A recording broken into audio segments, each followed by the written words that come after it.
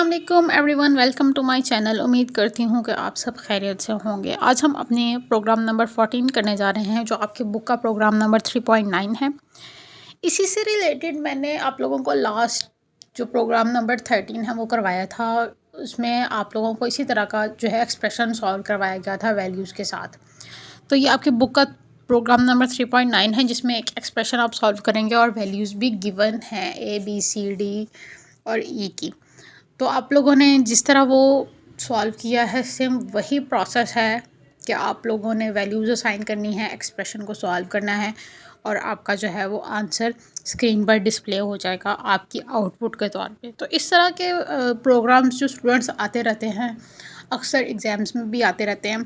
तो ये कुछ भी मुश्किल नहीं होती, बस आप लोगों को आइडिया होना चाहिए कि हमने किस तरह करने हैं। लॉजिकल एक्सप्रेशंस होते हैं, ये लॉजिकल प्रोग्राम्स होते हैं, तो आप लोगों को इस तरह के प्रॉब्लम सॉल्विंग आनी चाहिए।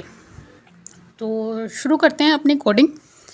सबसे पहले हम एक्सप्रेशन लिख लेते हैं कमेंट में, ताकि हमें याद रहे। ठीक है, हम लोगों ने जो वैल्यूज़ असाइन की थी लास्ट टाइम, वो हमने अपनी मर्ज़ी से की थी और एक्सप्रेशन भी अपनी मर्ज़ी से ही लिया था। तो आप लोगों ने इस पर टास्क भी परफॉर्म किए हुए हैं। लेकिन जो अब ये वाला हम करने जा रहे हैं, ये एक्सप्रेशन भी आपकी बुक वाला है और वैल्यूज़ भी आपकी बुक वाली ही हैं। तो स्टूडेंट्स, आप लोगों ने सेम वही मेथड यूज़ करना है, वही प्रोसेस है कोडिंग का, वही चीज़ है, सिर्फ आप लोगों का एक्सप्रेशन चेंज है, वैल्यूज़ चेंज है। तो चलिए शुरू करते हैं हम लोग कोडिंग इसकी।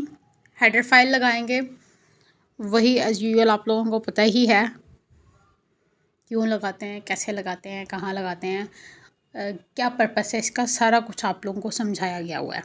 ठीक है, using name space std int main में हम लोग अब कोड लिखेंगे इसका। हम लोगों ने वही वेरिएबल्स असाइन करने हैं ABCDE और R।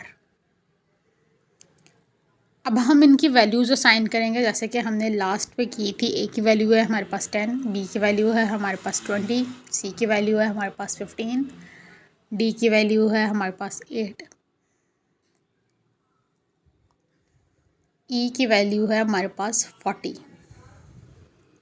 ठीक है, इसके बाद हमने R में अब लिखेंगे फार्मूला, या जो भी एक्सप्रेशन है हम वो लिखेंगे जो हमने सॉल्व करना है, जिसका हमें रिज़ल्ट चाहिए ना, जिसकी बेस पे हमने वो लिखना होता है R में। लास्ट वाले में भी हमने ऐसे ही किया था, एक्सप्रेशन लिख देंगे।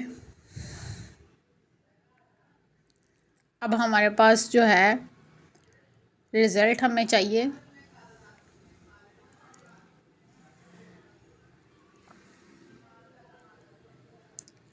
एंडल, रिटर्न 0 हो जाएगा हमारे पास।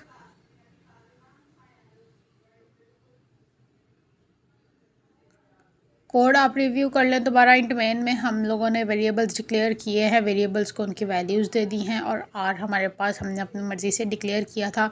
आर को हमने फार्मूला असाइन कर दिया। ठीक है, जो भी एक्सप्रेशन हमारे पास था, और सी आउट में हमारे पास रिज़ल्ट जो है वो आर की वैल्यू जो है वो प्रिंट हो जाएगी।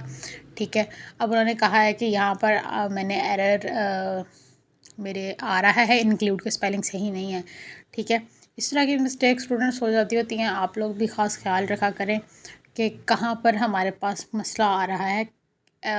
जब भी हम इस तरह डिबग करते हैं, फिर वो हमें बता देता है, और आप जब रिज़ल्ट फिर फाइंड करते हैं, तो जब आप ठीक कर लेंगे तो आपका रिज़ल्ट स्क्रीन पर आ जाएगा, जैसे कि आपका रिज़ल्ट स्क्रीन पर आ चुका है। इसी तरह की आप लोगों ने एक प्रोग्राम लिखना है, उसमें सेम एक्सप्रेशन लिखना है, लेकिन बस वैल्यूज़ चेंज करनी है। ठीक है स्टूडेंट्स, उम्मीद करती हूँ कि आप लोगों को कोड की समझ आई होगी। अगर कहीं किसी चीज़ की समझ नहीं आई तो कमेंट सेक्शन में आप पूछ सकते हैं। मिलते हैं नेक्स्ट लेक्चर में, तब तक अपना ख्याल रखिएगा। अल्लाह हाफ़िज़।